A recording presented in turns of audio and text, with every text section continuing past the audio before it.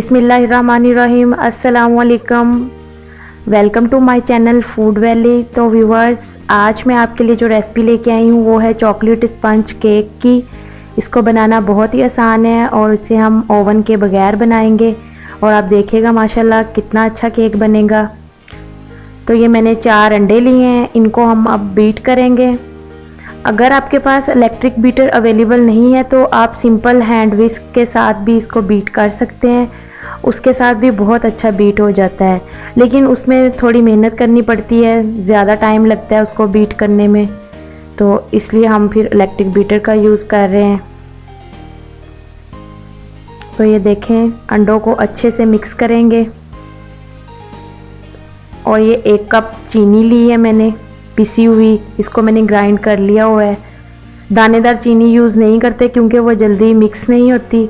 3/4 cup ये oil लिया है मैंने, पौना कप भी कह सकते हैं आप इसको। तो अब हम ये ऐड करेंगे और इसको मिक्स करेंगे।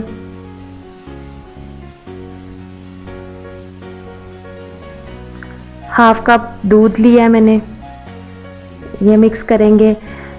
बेकिंग करते वक्त व्यूवर्स एक बात का ध्यान रखें, जितनी भी चीज़ें यूज़ करनी है वो सब रूम टेम्परेचर पर हो, ठंडी फ्रिज से निकली हुई चीज़ें फ़ौरन से इस्तेमाल नहीं करते। अब एक सिपर लेंगे हम और अब इसके अंदर ड्राई इंग्रेडिएंट्स मिक्स करने हैं हमने। जैसा कि मैदा लिया है मैंने 2 कप, उसको हम सिप करेंगे। ये 2 कप के करीब मैदा है हमारे पास। 1 टेबलस्पून इसके अंदर बेकिंग पाउडर ऐड करेंगे।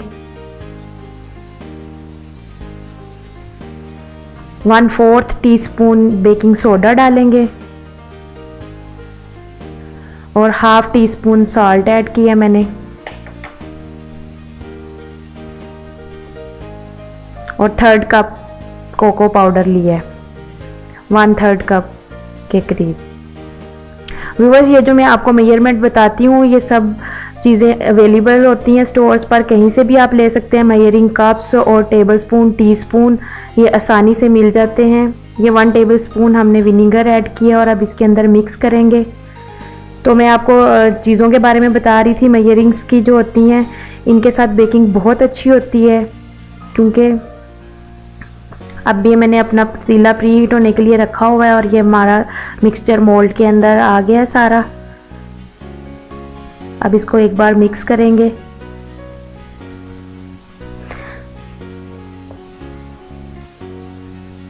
इसको झटकेंगे और अब हम इसे अपने पतीले के अंदर रखेंगे।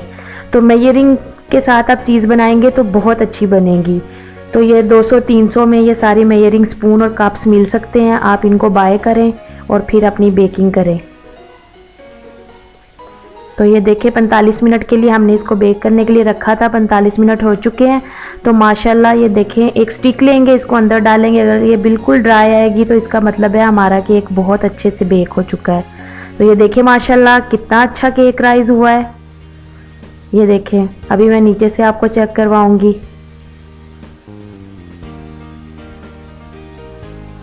तो ये देखें बटर पेपर जो हमने नीचे रखा था कितनी इजीली उतर रहा है। तो माशाल्लाह ये देखें नीचे से कितना अच्छा, कितना सॉफ्ट, कितना जूसी हमारा स्पंज रेडी हुआ है। तो ये देखें व्यूअर्स, साइडें इसकी चेक करें, माशाल्लाह बहुत अच्छा बना है। मेजरमेंट ठीक होगी तो आपका केक भी बहुत अच्छा बनेगा। तो ये देखें कितना सॉफ्ट है। अगर आपको मेरी आज की वीडियो पसंद आई हो तो मेरी वीडियो को लाइक करें, शेयर करें। अल्लाह हाफिज़।